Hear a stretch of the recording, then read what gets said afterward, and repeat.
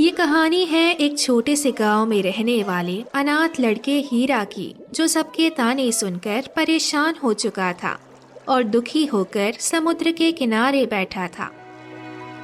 भगवान, तेरी मुझसे क्या दुश्मनी है? आखिर तू मुझे इतने दुख क्यों दे रहा है? तूने मेरी जिंदगी इतनी जिल्लत भरी क्यों बनाई? अचानक समुद्र के अंदर हलचल होने लगी और समुद्र की लहरें तेज हो गई।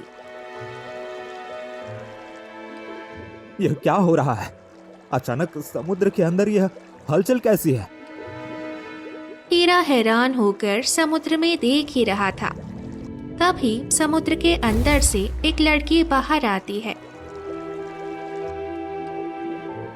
अच्छा, तो ये है धरती लोक।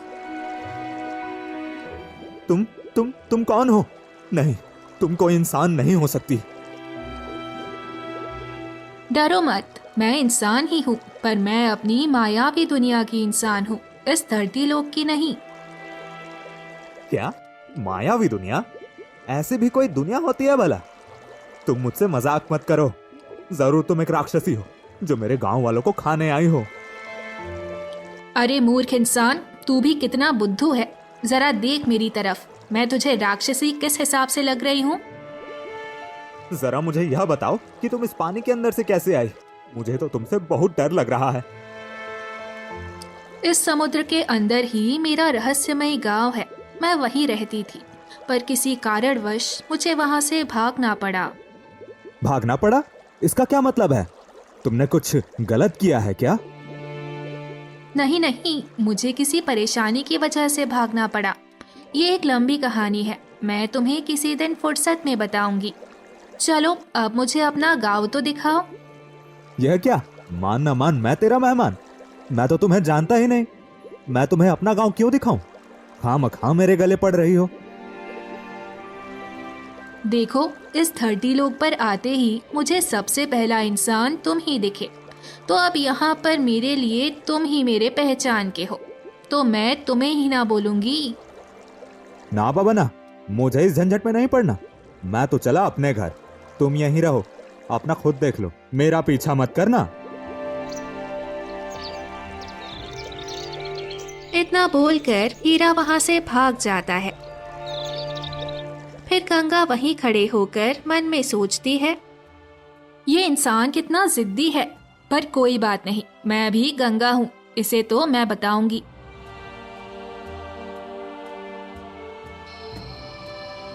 रात में हीरा अपने घर पहुंचता है, जहां गंगा उसका इंतजार करती है। आओ आओ, तुम्हारा ही घर है। अरे तुम यहाँ कैसे?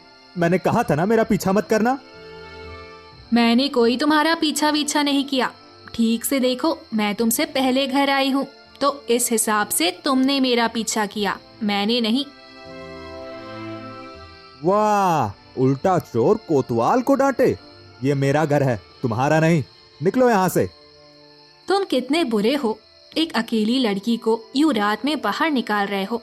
मेरे पास तो घर भी नहीं है, मैं कहाँ जाऊंगी? गंगा की बातें सुनकर हीरा मन में सोचता है, अजीब गले पड़ू लड़की है, पता नहीं कौन है, कहां से आई है, पर इस वक्त इसे घर से बाहर निकालना सही नहीं होगा। छोड़ो, आज के लिए इसे यहीं ठहरने ही दे देता हूँ। क्या सोच रहे हो, कुछ बोलो भी। अच्छा ठीक है, आज के लिए रुक जाओ, पर कल भोर होते ही चली जाना। कल मैं कोई बहाना नहीं सुनूंगा। ये सुनकर गंगा खुश हो जाती है और जमीन पे चैन की नींद सो जाती है, मानो जैसे वो कई दिनों बाद बेफिक्र होकर सोई हो।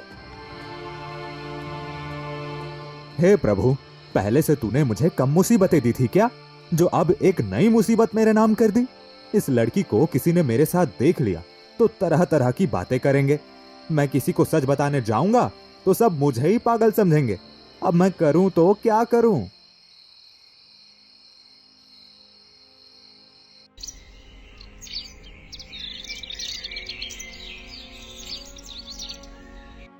अगली सुबह हीरा काम करने खेत में चला जाता है। तभी उसका मित्र वैभव भी वहां आ जाता है। क्या बात है भाई, सुबह सुबह खेती करने आ गए? आज तो बड़े फुर्तीले लग रहे हो। नहीं नहीं भाई, ऐसा कुछ भी नहीं है। मेरा घर में मन नहीं लग रहा था, इसलिए सूरज उगते ही खेती करने आ गया। चल, मैं भी तेरे साथ घर जाता हूँ। आज दोनों मित्र खूब गप्पे लड़ाएंगे, मजे करेंगे, और तो और आज मैं तेरे लिए भोजन भी बनाऊंगा। माफ करना मित्र, आज मैं तुम्हें अपने घर आमंत्रित नहीं कर सकता हूँ। क्या हो गया यार? आज से पहले तो तूने मुझे कभी अपने घर आने से मना नहीं किया। सब ठीक तो है ना? हीरा वैभव के सवालों से परेशान होकर मन में सोचता है। अब मैं इसे कैसे बताऊं कि मैं इसे अपने घर पर आने से क्यों मना कर रहा हूं? वो लड़की घर से अभी गई भी होगी या नहीं? मुझे जल्दी से जाकर देखना होगा। ये वैभव कभी भी मेरे घर आ सकता है। इतना सोचकर हीरा घर जाने लगता है। अरे भाई, रुक तो जा, कहां जा रहा है? पहले मेरे सवालों का जवाब तो दे। मुझे कुछ जरूरी काम याद आ गया है। मैं तुझे बाद में मिलता हूं। हीरा भागते हुए अपने घर आता है। उस वक्त गंगा उसके घर की साफ सफाई कर रही थी, जिसे देखकर हीरा गुस्से में कहने लगा, तुम अभी तक गई नहीं? और तुम्हें किसने कहा मेरे घर की साफ सफाई करने को? तुम्हारा घर बहुत गंदा लग रहा था, इसीलिए मैंने सोचा थोड़ी सफाई कर दूं। कोई जरूरत नहीं इतना अच्छा बनने की। चलो अब निकलो मेरे घर से। हीरा के गुस्से को देखकर गंगा डर कर रोने लगती है। अरे अरे तुम रो मत। रो नहीं तो क्या करूं? तुम्हें लड़कियों से बात करने की तमीज नहीं है। ऐसे चिल्लाकर कोई अपने घर आए मेहमान से बात करता है क्या? दरअसल मैं शुरू से ही अकेला रहा हूँ। मुझे अपने घर में अपने अलावा किसी और को देखने की आदत ही नहीं है। एक बात बताना, तुम शुरू से ही अकेले रहे हो क्या? तुम्हारे माता पिता कहाँ हैं? मुझे उनके बारे में कुछ भी नहीं पता। सब मुझे अनाथ अनाथ कहकर पुकारते हैं। आज तक किसी ने भी मेरे माता पिता को नहीं देखा। अच्छा छोड़ो ये बातें, मैं तुम्हारा मन छोटा नहीं करना चाहती हूँ। चलो आज तो मुझे गांव घुमा दो। ना बाबा ना, तुम्हें अगर गांव घूमना है तो तुम खुद ही घूम लेना। किसी ने अगर मुझे तुम्हारे साथ देख लिया तो तुम्हारा भी मजाक उड़ाएंगे। कहेंगे कि देखो इस मनहूस के साथ ये सुंदर कन्या कौन है। बातों बातों में तुमने मेरी तारीफ कर दी। चलो अच्छा है, आज मैं तुम्हें सुंदर तो लगी, नहीं तो कल तक मैं तुम्हें राक्षसी लगती थी। वे दोनों बातें कर रहे थे, तभी दरवाजे के बाहर वैभव आकर हीरा को आवाज देने लगता है। हीरा, ओ हीरा, घर पर ही हो ना? अंदर हीरा परेशान होकर गंगा से कहता है, जिसका डर था वही हुआ। मुझे लगा ही था वैभव घर जरूर आएगा। सुनो, तुम बाहर मत आना, और हाँ, गांव में घूमने निकलोगी तो किसी को भी अपनी असल पहचान मत बताना। मैं खेती करने जा रहा हूँ।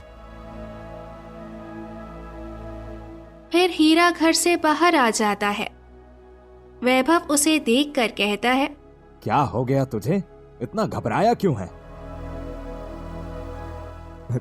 कुछ नहीं, चल चल खेत चलते हैं। नहीं, पहले तू ये बता कि खेत से भागकर क्यों आ गया था? ऐसी भी क्या मुसीबत आ पड़ी थी तेरे सर पर? अरे भाई कुछ भी नहीं, मैं तो बस देखने आया था कि मैंने गैस खुला तो नहीं छोड़ दिया। ये बहाने किसी और के सामने करना, मुझे खूब पता है तेरी आदतें। जरूर तू मुझसे कुछ छुपा रहा है। चलना भाई, अब छोड़िए सारी बातें। तो इस तरह हीरा वैभव की बातों को टाल देता है और उसके साथ खेत में चला जाता है, जहां उसे गांव के सरपंच मिलते हैं।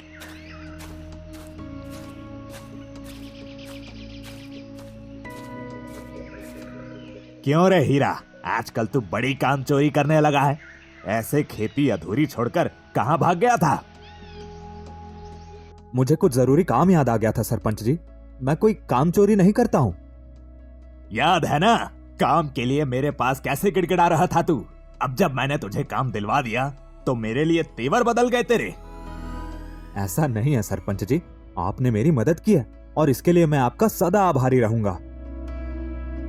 सुना, अब ये जमीन मैंने जमींदार से खरीद ली है, तो आज से तू जितना भी अनाज उगाएगा आधे से ज्यादा मुझे देगा। वैसे भी तू अनाथ है, एक अकेला पेट कितना ही खाएगा। जी सरपंच जी, जैसा आप कहो। यह गलत बात है सरपंच जी, आप हीरा के मजबूरी का फायदा उठा रहे हैं। वो कुछ कहता नहीं, इसका मतलब कि ये तो नहीं कि आप इसके ऊपर जुल्म पर जुल्म करते जाएंगे। मैं कोई जुल्म नहीं कर रहा हूं। इस मनहूस को कोई भी काम देने के लिए तैयार नहीं था। वो तो मैंने बड़ा दिल रखकर इसे काम दिलवा दिया। अब क्या मैं अपना फायदा भी ना लूं? वैभव, मेरे कारण तू सरपंच जी से मत बहस कर, नहीं तो ये तुझे गांव से निकलवा देंगे। इनकी बातें सही हैं, मैं अकेला इंसान कितना ही खाऊंगा। एक वक्त की रोटी में भी मेरा गुजारा हो जाता है। तेरे पास परिवार तो ना सही, लेकिन थोड़ी अक्ल तो है। चलो अब दोनों काम पे लग जाओ और कोई सुस्ती मत करना, नहीं तो मुझसे बुरा कोई नहीं होगा। इतना बोलकर सरपंच वहां से चला जाता है। हीरा दुखी होकर खेती करने लगता है। तब वैभव उससे पूछता है, हीरा, एक बात बता, ये सरपंच और गांव के कुछ लोग तुझसे इतनी बदतमीजी से बात करते हैं, तुझे हर वक्त नीचा दिखाते रहते हैं, फिर भी तू इन्हें जवाब क्यों नहीं देता? जब अपनी ही किस्मत खराब हो तो दूसरों को कोसने का क्या फायदा होगा। मेरी किस्मत में तो लोगों के ताने सुनकर ही जीना लिखा है। ऐसा मत बोल यार, देखना एक दिन तुझे दुनिया भर की सारी खुशियां मिलेंगी, सब लोग तुझसे प्यार करेंगे और तेरी सारी मुसीबतें खत्म हो जाएंगी। यह सब बस कहने की बातें हैं वैभव। खैर, तू ये सब छोड़ और काम शुरू कर दे, वरना सरपंच जी फिर से आके डांटने लग जाएंगे। फिर दोनों पूरी मेहनत के साथ काम करने लगते हैं।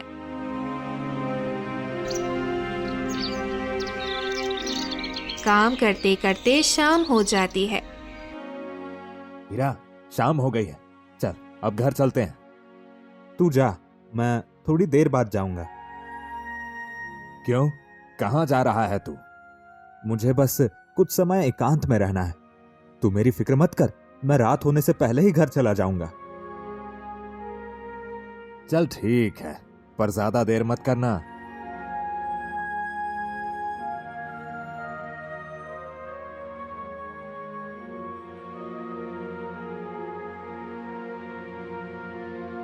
वैभव के जाते ही हीरा समुद्र के किनारे जाकर बैठ जाता है और दुखी होकर भगवान से दिल की बातें करने लगता है।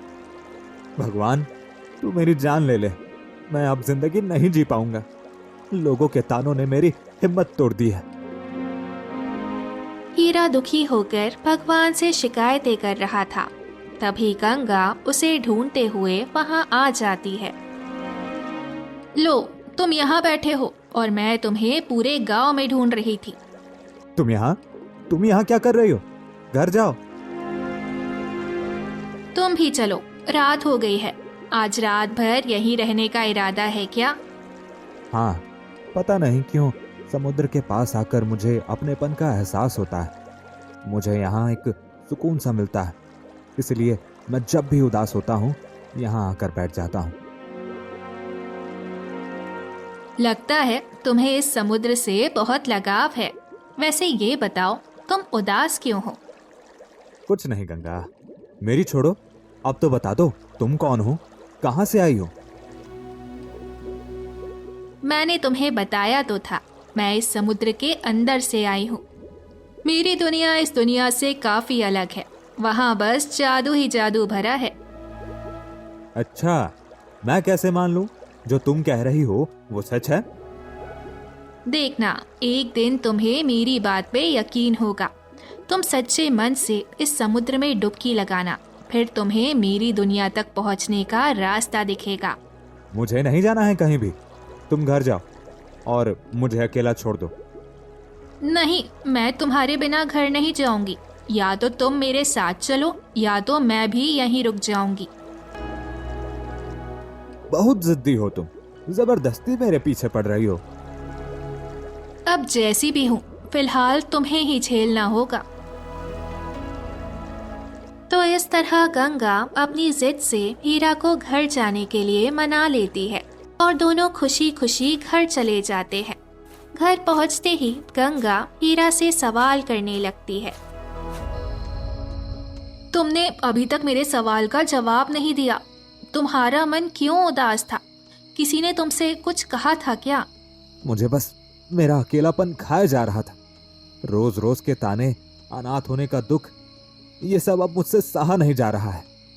कभी कभी तो मन करता है मैं अपनी जान दे दूं। ऐसी अशुभ बातें मत करो। परेशानी तो सबकी जिंदगी में होती है। इसका मतलब ये नहीं कि लोग हार मानकर जान दे बैठे। रुको, मैं अभी तुम्हारी उदासी दूर कर देती हूँ। अच्छा, और वो कैसे भला? आज मैंने अपने हाथों से तुम्हारे लिए स्वादिष्ट व्यंजन बनाए हैं। देखना, मेरे हाथों का खाना खाकर तुम्हारा ये दुखी चेहरा तुरंत खुशी में बदल जाएगा। अब बड़ी बड़ी बातें ही करोगी या भोजन भी लाओगी? स्वादिष्ट व्यंजन का नाम सुनकर ही मेरी भूख तो वैसे ही बढ़ गई है। फिर गंगा खाना लेकर आती है।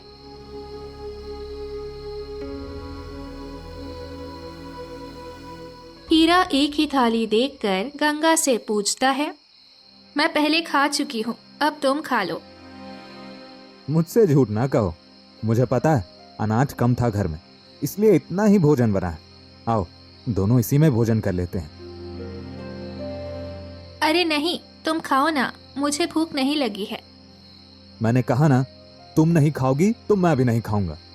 इसके बाद दोनों साथ में खाना खाने लगते हैं। फिर हीरा को देखकर गंगा मन में सोचती है, हीरा कितने साफ दिल का है। इसने मुझ अनजान लड़की को अपने घर में रहने दिया और मेरा ध्यान भी रख रहा है। इसके मन में कोई स्वार्थ नहीं छिपा है। पता नहीं, मेरे मन में इसके लिए एक अजीब सा खिंचाव बनता जा रहा है। यूं मुझे घूर क्यों रही हो? कुछ भी नहीं, मैं तो बस तुम्हें कहते हुए देख रही थी। रात काफी हो गई है, अब सो जाओ। सुबह काम पे भी तो जाना है तुम्हें। हाँ, अच्छा याद दिलाया तुमने। मैं सोने जा रहा हूँ, तुम भी सो जाओ। फिर से काम करने मत लग जाना। मुझे पता है तुम्हें घर का काम करने का बहुत शौक है। भोजन करके दोनों सो जाते हैं।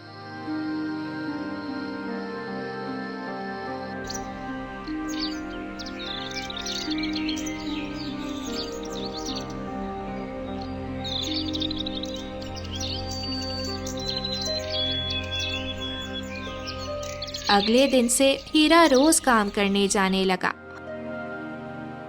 और गंगा घर का सारा काम खत्म करके खाना बनाकर हीरा का ख्याल रखने लगी। इस तरह कुछ दिन बीते।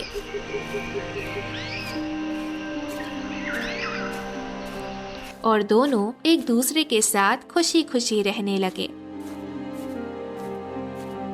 गंगा, एक बात कहूं? हाँ कहो ना, क्या बात है? तुम्हारे आने के वजह से मेरी जिंदगी पूरी बदल चुकी है। ऐसा लग रहा है जैसे मेरे जीवन का खालीपन दूर हो गया हो। मुझे तो अब डर लगने लगा है, जब तुम मुझे छोड़कर अपनी दुनिया जाओगी तो मैं कैसे खुद को संभालूंगा।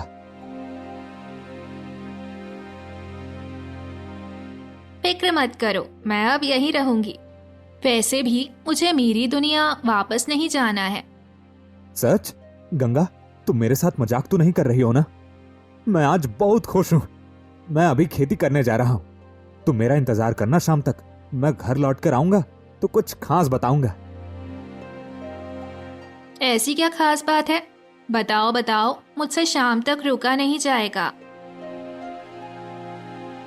नहीं, ऐसे नहीं। मैं तो शाम को ही बताऊंगा।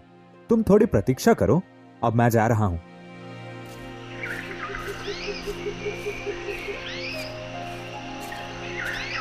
हीरा खुश होकर खेत चला जाता है। खेती करते करते हीरा अपने मन में सोचता है, आज मैं गंगा के लिए अच्छा सा उपहार लेकर जाऊंगा और उसे अपनी दिल की बात बताऊंगा। भगवान, आज तूने सच में मुझे बहुत बड़ी खुशी दे दी है। काम करते करते शाम हो जाती है।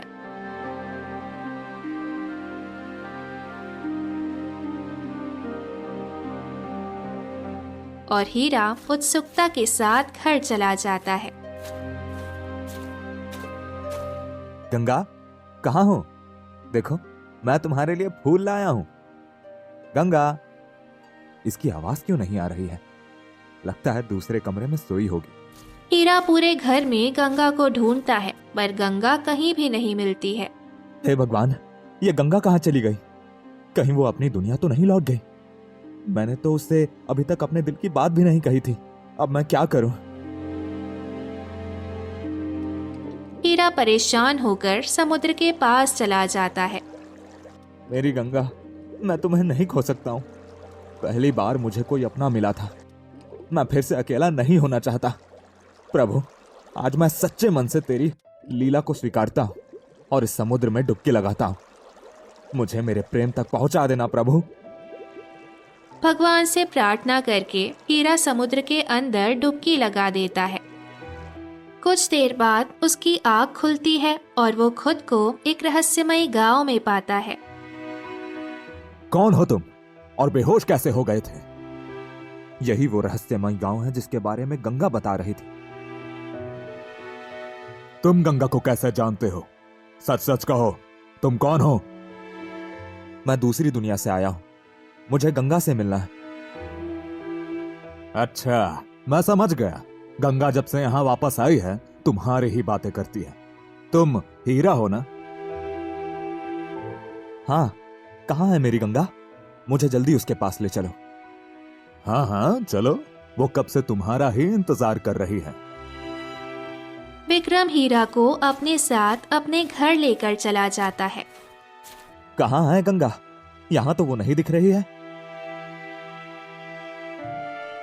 तुझे क्या लगता है मैं तुझे यहां गंगा से मिलाने लाया हूं? अरे मूर्ख, गंगा सिर्फ मेरी है। तूने उसके बारे में सोचा भी कैसे? तुम कहना क्या चाहते हो? साफ साफ कहो। अभी भी नहीं समझा? मैं गंगा का प्रेमी हूं। गंगा, तुम्हें मुझसे शादी करनी होगी। मैं तुमसे बहुत प्यार करता हूं। नहीं, मैं तुमसे कभी शादी नहीं करूंगी। तुम बहुत बुरे हो, सिर्फ अपने बारे में सोचते हो और अपने जादू का गलत इस्तेमाल करते हो।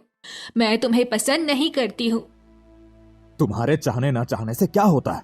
मैंने एक बार कह दिया ना कि मुझे तुमसे ही शादी करनी है, तो अब हमारी शादी होकर रहेगी। तुम्हारे पिता ने हमारे बचपन में ही हमारा रिश्ता तय कर दिया था। तुम भूल गई क्या यह बात? मुझे सब याद है। उस समय मेरे पिताजी को नहीं पता था कि तुम इतने घटिया निकलोगे। तुमने मेरे पिता को भी मार दिया। मैं तुम्हें कभी माफ नहीं करूंगी।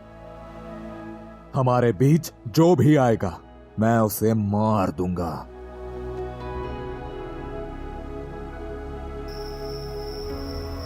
विक्रम की धमकी से गंगा डर जाती है और आधी रात में समुद्र के जरिए अपने रहस्यमय गांव से भाग जाती है। तुमने गंगा के साथ क्या किया? कहाँ है वो? मैंने उसके साथ कोई जबरदस्ती नहीं की। वो खुद अपने मर्जी से मेरे साथ आई है। चाहो तो उसी से पूछ लो। मुझे तुम्हारी बातों पर कोई भरोसा नहीं। मैं गंगा से सुनना चाहता हूं कि आखिर सच क्या है। ठीक है, तो उसी से सच सुन लो। गंगा, बाहर आ जाओ। विक्रम की आवाज देते ही गंगा कमरे के बाहर आती है। गंगा, तुम यहाँ हो? मुझे बताओ, इसने तुम्हें कुछ किया तो नहीं ना? तुम्हें कोई चोट तो नहीं पहुंचाई ना? हीरा, तुम्हें यहाँ नहीं आना चाहिए था। तुम चले जाओ यहाँ से। गंगा, तुम मुझसे ऐसे बात क्यों कर रही हो? तुम मुझसे नाराज हो क्या? जाने अनजाने में मैंने तुम्हें कुछ गलत बोल दिया हो तो मुझे माफ कर देना। मैं यहाँ अपनी मर्जी से आई हूँ। मैं विक्रम से प्यार करती हूँ।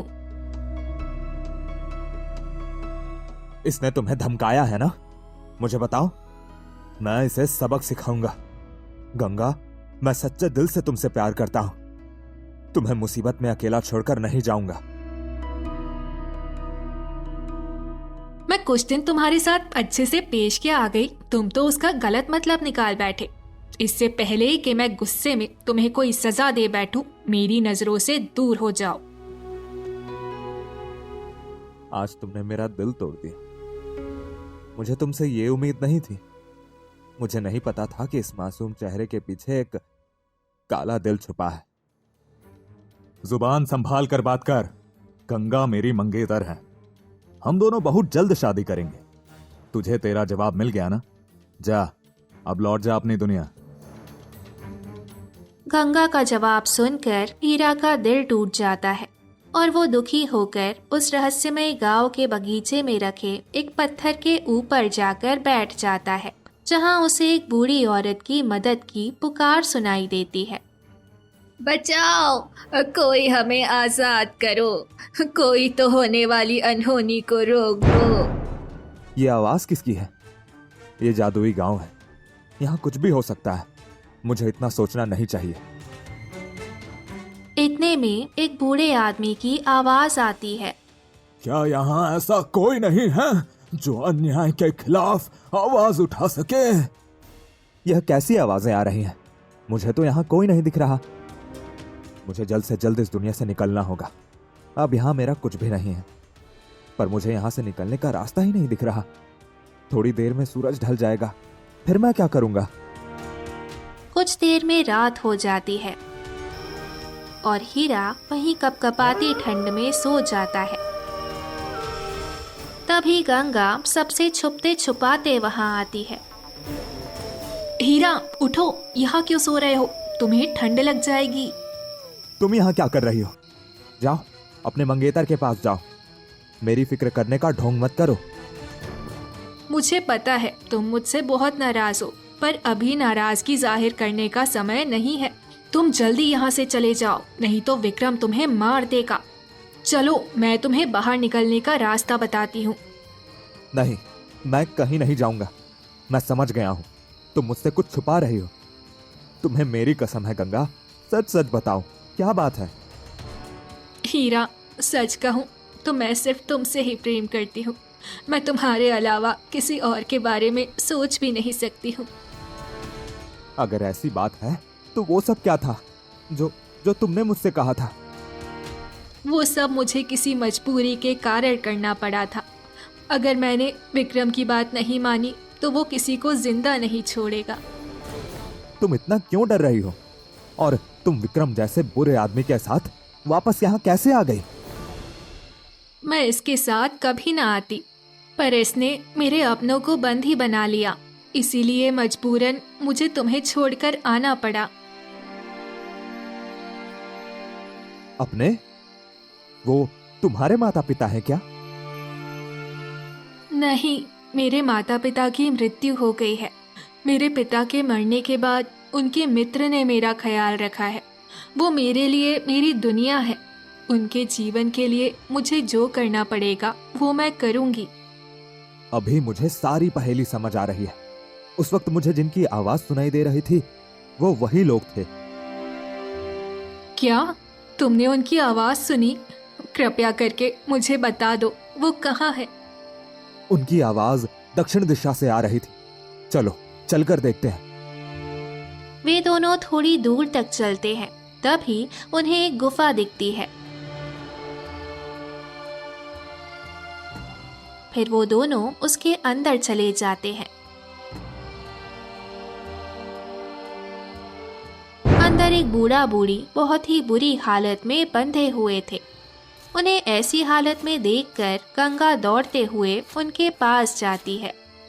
आप दोनों ठीक तो है ना? मैंने आप दोनों को न जाने कहाँ कहाँ नहीं ढूंढा। मेरी बच्ची, तू वापस उस विक्रम के चंगुल में फंसने क्यों आ गई? हाँ, तुझे किसने कहा था हमारी जान बचाने के लिए खुद को खतरे में डालने को? अगर उस पापी ने तुझसे शादी कर ली तो हम ऊपर तेरे माता पिता को क्या मुंह दिखाएंगे? आप दोनों चिंता ना करें, अब मैं गंगा के साथ हूँ। मैं इन दोनों की शादी कभी नहीं होने दूंगा। बेटी, ये कौन है? उसे हराने का कोई तो रास्ता होगा। एक रास्ता है, उसकी सारी जादुई शक्तियाँ उसके कड़े में है। अगर तुमने उस कड़े को हासिल कर लिया तो वो कुछ नहीं कर सकेगा। पर एक दिक्कत है, वो कड़ा अपना मालिक खुद चुनता है। अगर उस कड़े ने तुम्हें अपना मालिक नहीं चुना तो उसकी जादुई शक्तियां काम नहीं करेंगी। आगे जो होगा देखा जाएगा, पहले वो कड़ा हमें विक्रम से दूर करना होगा। इसके बाद हीरा आधी रात में विक्रम के कमरे में जाता है। वो कड़ा विक्रम के सर के पास ही रखा हुआ था। हीरा उस कड़े को चुपके से चुरा लेता है। तभी विक्रम की आंख खुल जाती है। तू यहाँ क्या कर रहा है? तुझे तेरी जान प्यारी नहीं है क्या? मेरा कड़ा वापस कर। अब तेरा खेल खत्म हो चुका है। अब तू अपनी उल्टी गिनती गिनना शुरू कर दे। एक बात याद रखना, सच्चा प्रेम करने वालों को तो ईश्वर भी जुदा नहीं करता है। फिर तू किस खेत की मूली है? अचानक से वो कड़ा चमकने लगता है।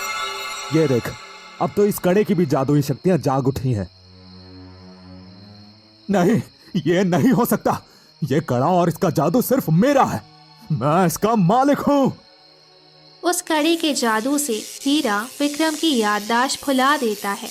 मेरे सर में बहुत दर्द हो रहा है। कुछ देर बाद विक्रम की सारी बुरी याददाश्त मिट जाती है। मैं कौन हूँ? मैं कहाँ हूँ? तुम एक समाज सेवक हो।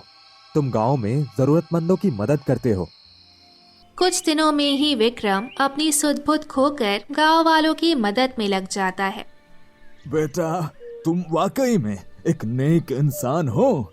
तुमने अपने दुश्मन की जान नहीं ली, बल्कि उसकी बुराइयां मिटाकर उसे धर्म का मार्ग दिखाया। मुझे आज गंगा की पसंद पे नाज हो रहा है।